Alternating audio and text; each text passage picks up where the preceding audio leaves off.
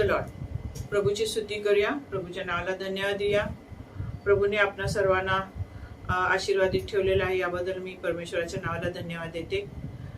आज प्रभूने आपल्यामध्ये मला परत एकदा येऊन ज्या वचनाची सेवा करण्याची संधी दिली, याबद्दल मी परमेश्वराच्या नावाला धन्यवाद देते. आपण वचनाकडे जाण्यापूर्वी आपण परमेश्वराचं सहाय्य घेऊया. आकाशभूतीयाच्या उत्पन्न करते आमच्या जीवन प्रभू देवा, स्तुतीस पात्र भयासयोग्य आमच्या देव बाप्पा, तुझी उपकार स्तुती करते, तुझ्या नावाला धन्यवाद देते. प्रभू तू किती महान आणि किती चांगला देव आहेस, आणि याची अनुभूती देव बाप्पा आम्हाला रोज आणि रोज आमच्या जीवनात येते. याबद्दल आम्ही परमेश्वरा देवप्पा तुझे उपकार मानते. प्रभू आजच्या दिवसाबद्दल आम्ही तुझे उपकार मानते. प्रभू आजचा दिवस तू आमच्या जीवनाला जोडलास, याबद्दल मी परमेश्वरा तुझी उपकार स्तुती करते. प्रभू आज जे वचन तू आम्हाला दिलेलं आहेस, जे आमच्यापर्यंत आणलेलं आहे देवप्पा, ते वचन आशीर्वादित असं कर, आणि त्याद्वारे देवप्पा तू गौरवीला जा. प्रभू माझ्या मनचे विचार तुमचे शब्द देवप्पा तू मान्य कर. तारणाऱ्या प्रभू येशू ख्रिस्ताच्या नावात ही प्रार्थना करते ना बाप्पा, आमेन. आपण शहरात राहणारे पुष्कळ जण आहेत, पण त्याचप्रमाणे आज आपण जर पाहिलं की शहराच्या व्यतिरिक्त बाहेर गावामध्ये राहणारे लोक पण पुष्कळ आहेत, नाही का. आपले ओळखीचे आणि वेगवेगळ्या जमातीचे लोक देखील आपल्या आजूबाजूला राहतात. त्याचप्रमाणे एक जमात आहे की किंवा एक असे लोक आहेत की ते मातीचं काम करणारे आहेत. मातीच्या कामावर त्यांचं जास्त कार्य असतं किंवा काम असतं. त्यांना आपण आपल्या मराठी भाषेत कुंभार म्हणतो, इंग्लिशमध्ये आपण त्यांना पॉटर्स म्हणतो, किंवा जे मातीचं कार्य करणारे असे लोक आहेत त्यांना आपण कुंभार पण म्हणू शकतो, नाही का. आणि आज असाच एक विषय आपल्या पवित्र शास्त्रामधून घेतलेला आहे की माती आणि कुंभार. आणि देवाने सृष्टी निर्माण केली असली तरी ती पूर्णपणे वेगळी आहे, आणि त्यामुळे सृष्टीतील कोणत्याही घटकाची म्हणून पूजा करणं हे चुकीचं आहे. कारण सर्व सृष्टी ही देवाने आपल्या मुखातल्या शब्दाने बोलून तयार केलेली आहे. बोललेल्यामुळे ही सृष्टी तयार झालेली आहे. परंतु मनुष्य जो बनवला परमेश्वराने, तो आपल्या हाताने बनवलेला, नाही का, हाताने बनवलेला आहे. आणि तो त्यांनी कशाने बनवलेला आहे, जी पृथ्वी त्यांनी ती तयार केली, जी माती पृथ्वीवर आहे, ती मातीतून त्यांनी ही मनुष्याची आकृती तयार केलेली आहे. जी आकृती त्याच्या स्वतःसारखी दिसणारी आहे, स्वतःसारखी असणारी अशी आकृती बनवून त्यांनी या मातीपासून मनुष्य बनवलेला आहे. त्यामुळे सृष्टीमधील कोणत्याही घटकाची जेव्हा आपण म्हणून पूजा आपण कधीच करू नये, कारण ते सर्व काही बनवणारा कोण आहे, परमेश्वर आहे. आणि ज्याने बनवलेलं आहे त्याचीच आपण उपकार स्तुती केली पाहिजे, त्याचीच आराधना केली पाहिजे, त्याचीच पूजा केली पाहिजे. ज्या देवाला आपण पाहिलेलं नाही, त्या देवाने ह्या सर्व गोष्टी ह्या बनवलेल्या आहेत. आणि आपण हा कुंभार जर पाहिलेला आहे, तो कुंभार काय असतो, मातीची भांडी बनवणारा असतो, किंवा मातीची भांडी बनवण्याचं काम जरी आपण बघितलं असेल, पुष्कळांना माहित असेल की कुंभार कसे मातीची भांडी बनवतात. आणि ही भांडी बनवायचं काम अतिशय किचकट आहे. आणि हे काम करत असताना ते सगळे मातीने हात व्यापले जातात. संपूर्ण तुमच्या हातापायाला, अंगाला माती लागते, चिखल लागतो. आणि आमचा देव हे एक काय आहे, कुंभाराचं एक चित्र आहे. कितीतरी सुंदर असं चित्र आहे की त्यांनी आपले हात घाण केले, आणि त्याला ते हात घाण करायला काही वाईट वाटलं नाही किंवा काहीच वाटलं नाही, पण त्यांनी ते आपले हाताने ते आपल्याला बनवलेलं आहे. आणि त्याला आपल्या जीवनात आपल्याला सामील व्हायचं आहे. कुणाला, परमेश्वराला. आणि म्हणून देवबापांनी आपल्याला ह्या मातीतून बनवलेलं आहे, त्याच्यासारखं दिसणाऱ्या प्रतिरूपात त्यांनी आपल्याला बनवलेलं आहे. देवपुत्र येशू स्वर्गातून खाली आला, आमचे पाप स्वतः घेऊन तो स्वतः घाण झाला. तो अजूनही त्याच्या पवित्र आत्म्याद्वारे आपल्यामध्ये आजूबाजूला काय करतो आपल्यामध्ये, तो काम करतो, नाही का. आणि त्यांनी प्रेमाने आपल्या हाताने ही कृती बनवलेली आहे मनुष्याची. आणि देव कुंभार जरी आपण म्हणू शकतो मातीवर सार्वभौमी आहे, परंतु कुंभारावर देखील विश्वास ठेवला जाऊ शकतो, कारण तो चांगला आहे आणि तो काय करतो, चांगलंच वस्तू बनवतो. आणि त्याचे हात आहेत जिथे ते सामान्य लोक असाधारण बनतात किंवा साधारण लोक असाधारण बनतात. आपण स्तोत्र 119:68 मध्ये पाहिलेलं आहे की आपण त्याच्यावर, कुंभारावर आपण काय विश्वास ठेवला जाऊ शकतो, कारण तो चांगला आहे आणि तो चांगले करतो. आयुष्य मातीच्या ढिगाप्रमाणे वाटू शकते नाही का. कधी कधी आयुष्य आपल्याला दैनंदिन अपयशाकडे, आपल्याला देवाने दिलेल्या संभाव्यतेकडे किती वेळा आपण स्वतःला पाहू शकत नाही. जीवन नावाच्या या चक्रावर फिरताना आपण असहाय्य, दिशाहीन आणि हताश वाटतो. पण जर आपण पाहिलं तर हे आयुष्य आहे, हे मातीचं आयुष्य आहे, हे मातीने बनवलेलं आयुष्य आहे. आणि याच्याकडे आपण खूप चांगल्या रीतीने पाहिलं पाहिजे, कारण ह्या मातीच्या शरीराला काय केलेलं आहे, परमेश्वराने आपल्या हाताने त्यांनी तयार केलेलं आहे, आपल्या हाताने बनवलेलं आहे. आपण पाहू शकतो की उत्पत्तीच्या पहिल्या अध्यायामध्ये आणि 26-27 मध्ये देव काय म्हणतो, आपण मनुष्याला आपल्या प्रतिरूपाप्रमाणे बनवूया. आणि त्यांनी समुद्रातील मासे, आकाशातील पक्ष्यांवर, गुरेढोरे, सर्व पृथ्वीवर प्रत्येक सरपटणारे, रेंगाळणाऱ्या प्रत्येक प्राण्यावर त्यांनी काय करावं, राज्य करावं. आणि देवाने मनुष्याला त्याच्या स्वतःच्या प्रतिमेत निर्माण केले.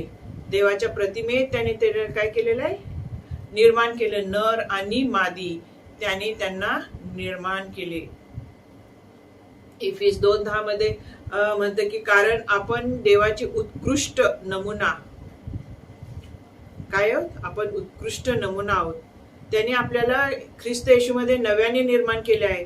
त्यामुळे त्याने आपल्यासाठी खूप पूर्वीपासून योजलेल्या चांगल्या गोष्टी आपण करू शकतो. आपण सर्वांनी माती पाहिलेली आहे नाही का.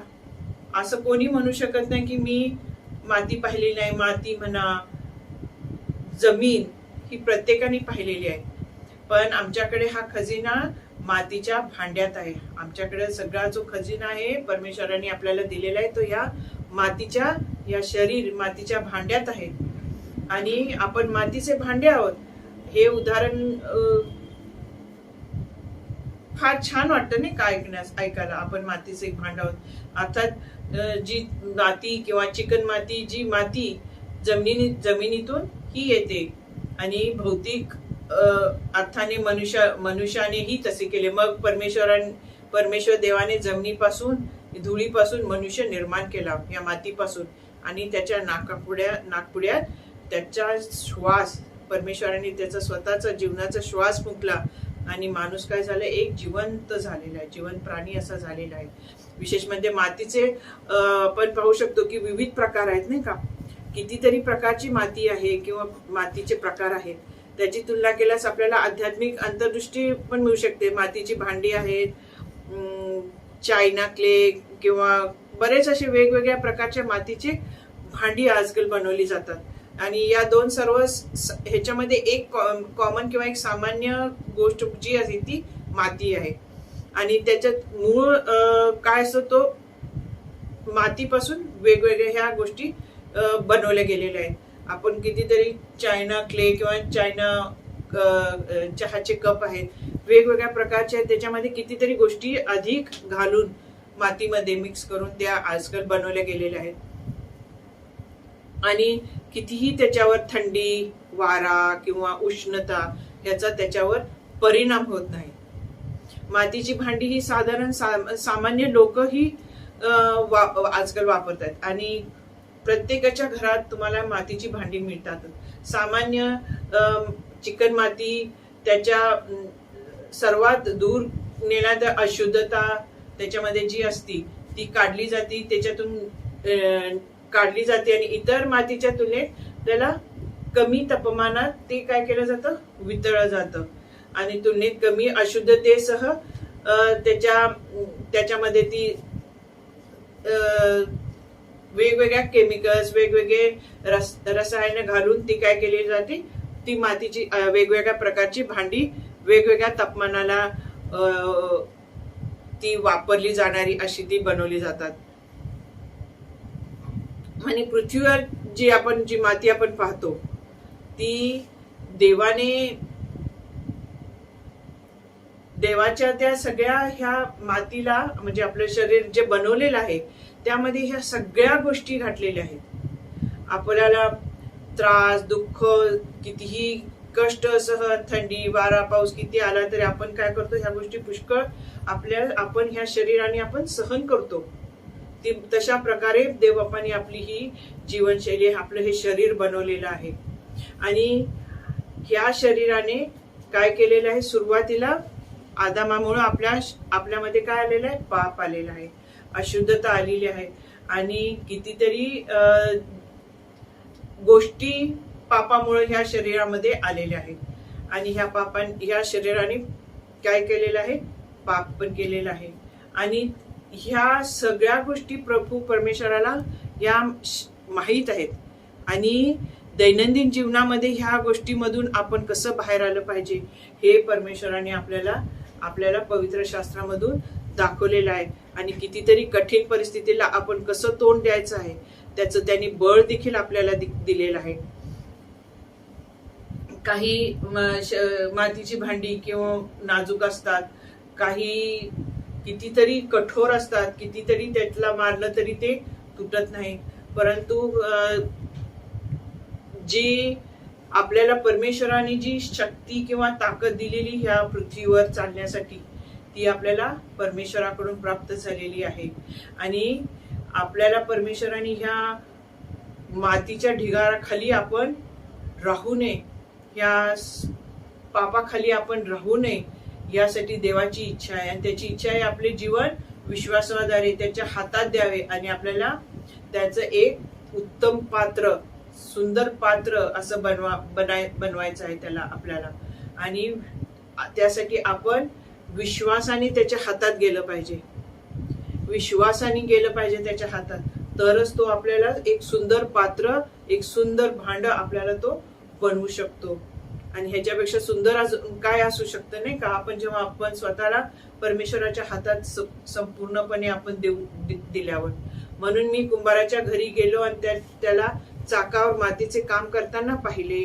तो मातीपासून भांडे बनवत होता, पण भांड्यात काहीतरी गडबड होती. त्यामुळे कुंभाराने त्या मातीचा वापर दुसरे भांडे बनवण्यासाठी केला. त्याने आपल्या हाताने भांड्याला जसं बनवायचं होतं तसा तो त्याने आकार दिला. आपण पाहू शकतो इर्मियाच्या 18व्या अध्यायात आणि 3 आणि 4 वचन. माती वापरण्यासाठी एक भांडे बनण्यासाठी किंवा एक प्रक्रिया आहे, एक प्रोसेस आहे की कसं बनवायचं आहे. ते त्वरित किंवा आपोआप घडत नाही.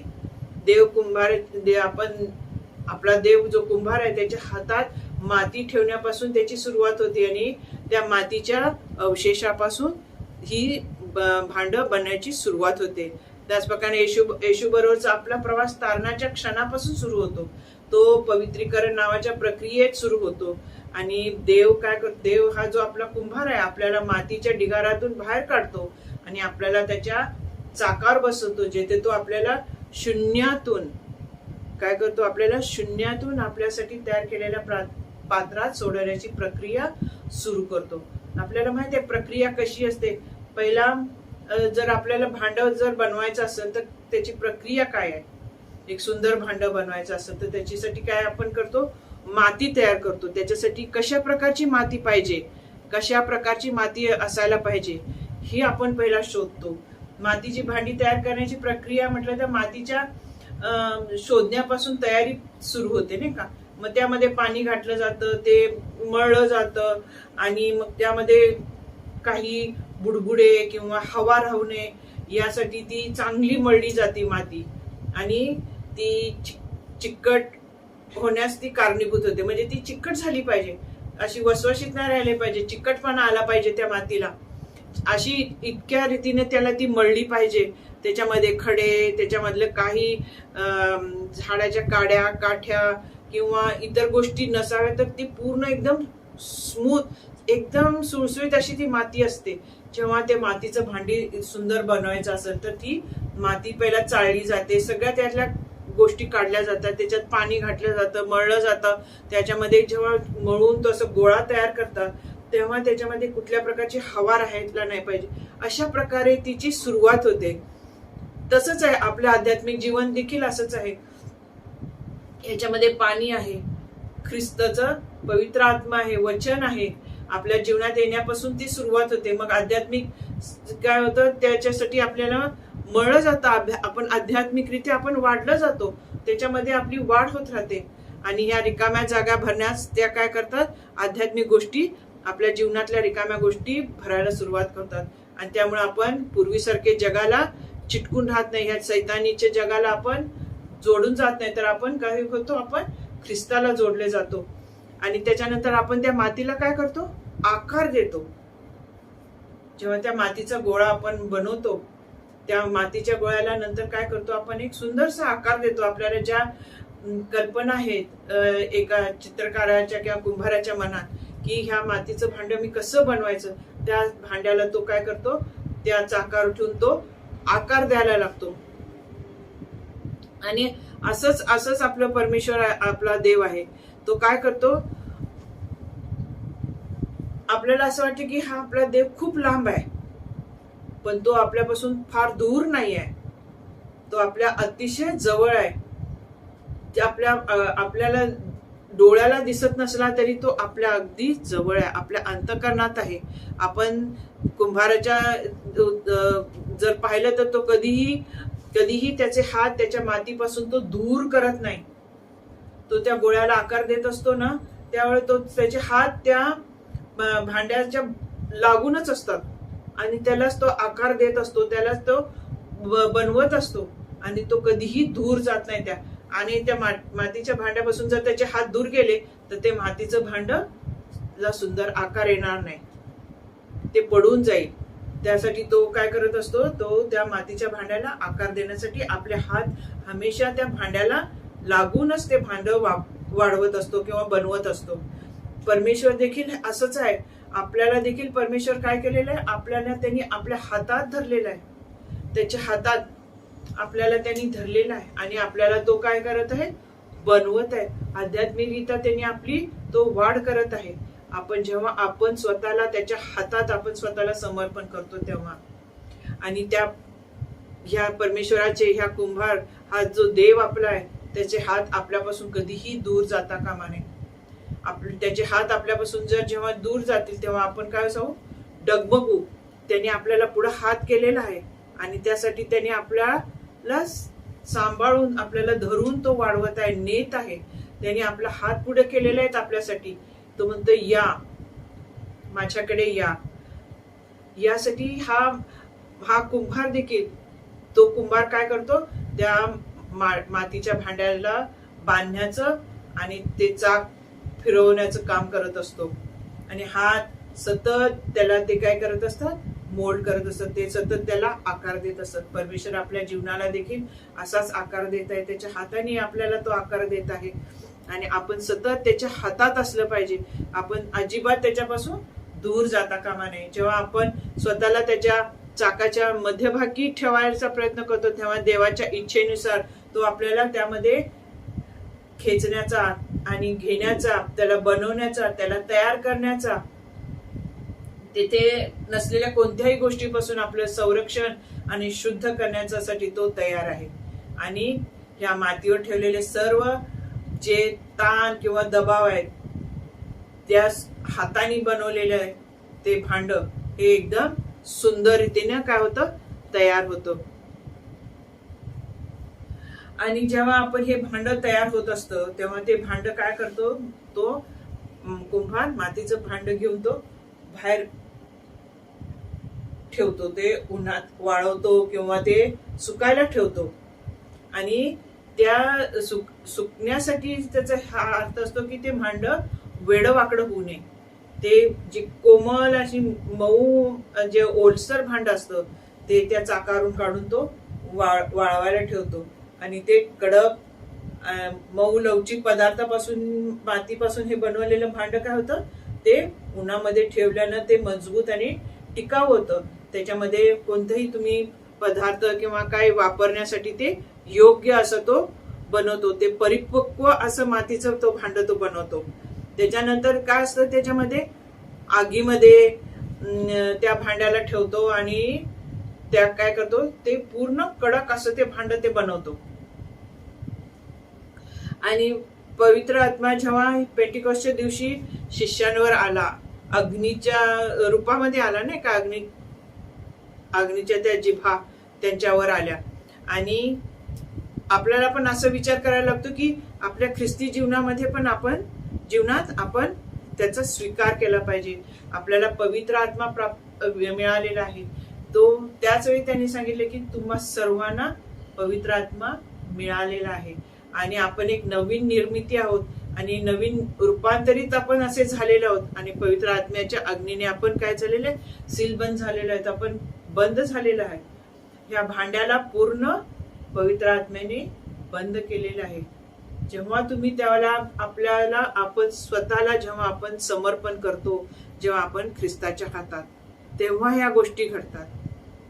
आणि शेवटी मातीच्या भांड्याला काय करतात, नंतर वरून रंग लावायचा किंवा चकाकी येण्यासाठी त्या सर्व गोष्टी आपण तो कुंभार किंवा तो रंगारी ते सगळ्या गोष्टी करतो. आणि अग्नीतून चालणाऱ्या ह्या गोष्टी आहेत त्या कठीण काळातून असतात.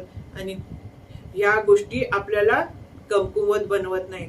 आपण जेव्हा ह्या गोष्टीमधून आपण चालत राहतो, जेव्हा परमेश्वराच्या आपण सानिध्यात, परमेश्वराच्या हातात, त्याच्या मार्गात, त्याच्या मागे चालतो, तेव्हा या गोष्टी आपल्याला कठीण बनवतात. आणि आपण ह्या जगाला आपण तोंड देऊ शकतो. ह्या सैतानी जगाला आपण काय करू शकतो, तोंड देऊ शकतो. आपण मोहापासून दूर जाऊ शकतो. आणि परमेश्वराच्या सानिध्यात ह्या मातीचं भांड काय आहे हे तयार झालेलं असतं. जेव्हा तुम्ही पाण्यातून जाल तेव्हा मी तुमच्या सोबत असेन. आणि नद्याद्वारे किंवा तुम्हाला वाहणाऱ्या असतील तरी, अग्नीतून चालला तरी तुम्ही काय होणार आहे, जळणार नाही.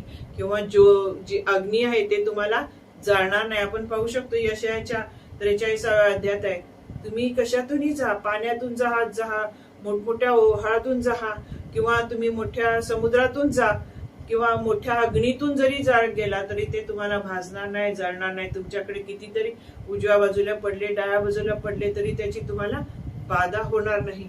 अशा प्रकारचं हे मातीचं आपलं हे भांड आहे जे परमेश्वराने बनवलेलं आहे.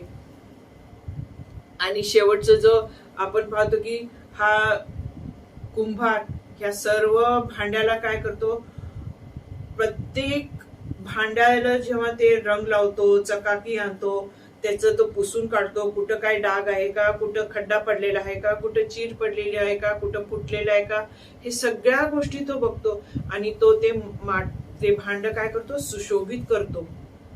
आणि तो स्वतः करत असतो ते सगळ्या गोष्टी. असा हा कुंभार असतो. आणि आपला परमेश्वर देखील हेच आहे की तो देखील हा कुंभारच आहे, पण त्यांनी आपल्या शरीराला किती सुंदरपणे बनवलेलं आहे. आणि ज्याप्रमाणे माती कुंभाराच्या हाती शरण जाते, त्याप्रमाणे आपण येशू ख्रिस्तामध्ये विश्वासणारे म्हणून आपण शरण जातो. आणि देव आहे हा कुंभार, त्याचा हात एकदम सक्षम आहे, एकदम सामर्थ्यशाली आहे. आणि आपण त्याच्या हातात काय करतो, आपण विसावा घेतो. आम्ही आमच्या स्वतःच्या निरुपयोगी मार्गाचा काय करतो, आपण त्याग केलेला आहे. आपल्या स्वतःच्या जुन्या मार्गाचा आपण काय केलेलं आहे, त्याग केलेला आहे. आणि जे चांगलं आहे, जे परमेश्वराने आपल्यासाठी ठेवलेलं आहे चांगलं, त्याचा आपण काय करतो, स्वीकार करतो. देव काय करतो, त्याची इच्छा, त्याची रचना, त्याची कल्पना त्याने आपल्या ह्या शरीरात त्याने घातलेल्या आहेत. आणि आज आपण त्याच्याप्रमाणे चाललं पाहिजे. त्यांनी इतकं सुंदर जर आपल्याला बनवलेलं आहे, तर त्यांनी आपण आपलं जीवन देखील आपण त्याच्या हातात समर्पण केलं पाहिजे. आणि हा देव जो आहे, जो कुंभार, तो सार्वभौम आहे, तो संपूर्ण सृष्टीचा निर्माता आहे, निर्माण करणार आहे. त्याच्यावर आपण विश्वास ठेवला पाहिजे आणि विश्वासाने जगलं पाहिजे. आणि मातीवर पूर्ण नियंत्रण असलेल्या देवाला प्रेमळ पिता किंवा एक चांगला मेंढपाळ म्हणून पाहणं सोपं आणि सांत्वनदायक आहे. देवाचे हे जे गुण आहेत, हे चरित्र आपण समजून घेणं महत्वाचं आहे. कारण आपण आपण आपण नाही आहे, आपण स्वतःहून बनलेलो नाहीये, तर परमेश्वराच्या हाताने, त्याच्या हस्तकृतीने, त्याच्या हाताने आपल्याला हे बनवलेलं आहे. देवाची संपूर्ण सार्वभौम्य, नीतिमान, न्यायी आणि पवित्र बाजू, त्याची कोमलता, सहनशीलता, चिरस्थायी आपल्यावरचं जे प्रेम, विश्वासूपणा, ह्या गोष्टी समजून घेणं फार आवश्यक आहे. कारण ह्या शरीराला, या मातीच्या शरीराला परमेश्वराने आकार दिलेला आहे. आणि आज दोन गोष्टी मी लक्षात आपण ठेवल्या पाहिजेत की एक, देवाच्या हातात संपूर्ण नियंत्रण आहे. काय आहे? गॉड इज इन कंट्रोल आपण म्हणतो तसं देवाच्या हातात संपूर्ण नियंत्रण आहे. आणि तोच राजा आहे आणि तो योग्य असा राजा आहे. आणि देव आपल्यावर प्रेम करतो म्हणून आपण त्याच्यावर विश्वासाने, त्याच्यावर आपण विश्वास टाकून त्याच्या हातात आपण स्वतःला समर्पण केलं पाहिजे. कारण तो नीतिमान आहे, तो पवित्र आहे, तो नेहमी योग्य आहे, तो आपल्यासाठी नेहमी चांगलंच करतो. त्याच्या विश्वासूपणावर आपण विश्वास ठेवला पाहिजे. त्याच्यामध्ये कोणताही दोष नाही, कोणतीही चूक नाही. आपल्याला 1 योहान 1:5 मध्ये आपल्याला सांगते की तो प्रकाश आहे, त्याच्यामध्ये अंधार नाही, बिलकुल अंधार नाही आहे. आणि स्तोत्र 119:68 मध्ये आपल्याला सांगते की तो चांगला आहे आणि तो चांगले करतो, कारण तो सार्वभौम आहे, तो नेहमी नियंत्रणात असतो, त्याच्यामध्ये संपूर्ण नियंत्रण आहे, त्याच्याकडेच सगळं नियंत्रण आहे. आणि आयुष्य आपल्याला कितीही वाटलं की कठीण आहे तरी हे आपण जाणू शकतो की हे सर्व आपल्याला देवाने दिलेलं आहे. आणि आपल्याला त्यात आश्चर्य वाटायला नाही पाहिजे, कारण हे सर्व एक देवाच्या शक्तीनं, त्याच्या प्रेमामुळं, त्याच्या प्रीतीमुळं जे आपल्यावर आहे त्याच्यामुळं त्यांनी हे सर्व आपल्यासाठी केलेलं आहे. आणि देवाला आपली काळजी आहे, त्याचे आपल्यावर कायमचं प्रेम आहे. एखाद्या व्यक्तीसाठी विश्वासाने ही गोष्ट आपण जेव्हा करतो तेव्हा एखाद्यासाठी आपण जेव्हा एखादी विश्वासाने आणि प्रीतीनं, प्रेमाने एखादी गोष्ट करतो त्याच्यावर आपण खूप प्रेम करतो आणि त्या व्यक्तीवर आपण अतिशय प्रेम करतो किंवा तो कारण आपला फार जवळचा असं वाटतो. तसंच आहे की लहान मुलांसाठी देखील ज्यांना चित्र काढण्याची संधी मिळत नाही, एक श्वास, त्याच्या प्रेमामुळेच तो आपल्या पापाची किंमत असूनही तो आपल्याला नष्ट होऊ शकत नाही. त्याच्या प्रेमामुळेच आपल्याला अपयशातही आपल्याला आशा असते. आणि आपल्याला एकच आशा दिलेली आहे, काय आहे? सार्वकालिक जीवनाची. आणि ह्या मातीच्या शरीराला ह्या ठिकाणीच आपण सोडून जाणार आहोत, पण आपला जे आत्मा आहे सार्वकालिक जीवनाकडे जाणार आहे, तो त्याच्या बरोबर राहणार आहे. आपण त्याला आपण पाहणार आहोत. आणि हे प्रेम परमेश्वराने आपल्यासाठी दाखवलेलं आहे, ज्यांनी येशू ख्रिस्ताला आपल्यासाठी या जगात पाठवलेलं आहे, की त्याचं आपल्यावर प्रेम आहे म्हणून. आणि त्यांनी आपल्या पापांसाठी त्यांनी ह्या वधस्तंभावर मरण सहन केलं आणि त्यांनी आपले सगळे घाणेरडे पाप त्याच्या रक्ताने धुतले आणि त्यांनी आपल्याला सार्वकालिक जीवन दिलेलं आहे. त्यांनी आपल्याला तारणाचा मार्ग दाखवलेला आहे. आणि आज त्याच्या हातात आपण काय आहोत? सुरक्षित आहोत. त्याच्या ह्या बसलेल्या फटक्यानी आणि त्याच्या हातामध्ये जे खिळे मारले त्याच्यामध्ये आपण आज काय आहोत? सुरक्षित आहोत. आणि त्याच्या हातात शरण जाणं जास्त सुरक्षित आहे. जरी आपल्याला ह्या सगळ्या विचार केला तर फार मोठं वाटतं नाही का, पण ही प्रक्रिया एकदा परमेश्वराच्या दृष्टीने एकदम सोपी आहे. आणि ही प्रक्रिया पूर्ण होईपर्यंत आपण त्याच्या हातात सुरक्षित आहोत. आणि आपल्या निर्मात्याने आपल्यावर प्रेम केलं आहे आणि त्याचे मूल्य आहे आणि त्याच्या रचनेद्वारे आपल्याला एक उद्देश दिलेला आहे. आणि ते म्हणजे ज्या आपण जर आज विचार केला तर हा जो देव आपला कुंभार आहे त्याच्या हातात आहे का, हे आपण सुरक्षित ठिकाणी आहे. तो वाट पाहत आहे की आपण त्याच्या प्रेमाला आणि उद्देशाला आपण कधी समर्पित करू किंवा आपण समर्पित आहोत का. तुम्ही आगीच्या काळात जात आहात का, अग्नीच्या ज्या कठीण परिस्थितीमधून जात आहात का, आणि हा परमेश्वर तुमच्या बरोबर आहे. तो अग्नीतून उद्देश आणू शकतो आणि तुम्ही तुमच्या कामाचा तुम्ही जे करत आहात त्याच्यामध्ये तुम्ही आनंद घेत आहात का?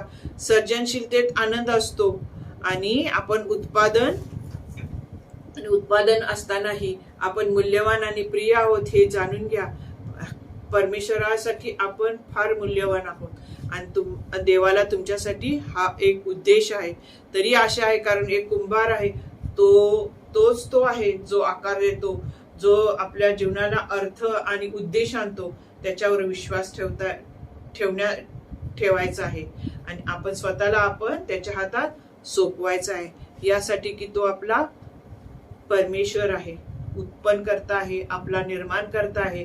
ह्या शरीराला त्यांनी बनवलेलं आहे की ह्या शरीराकडून परमेश्वराचं गौरव व्हावं आणि फक्त गौरव आणि गौरवच व्हावं.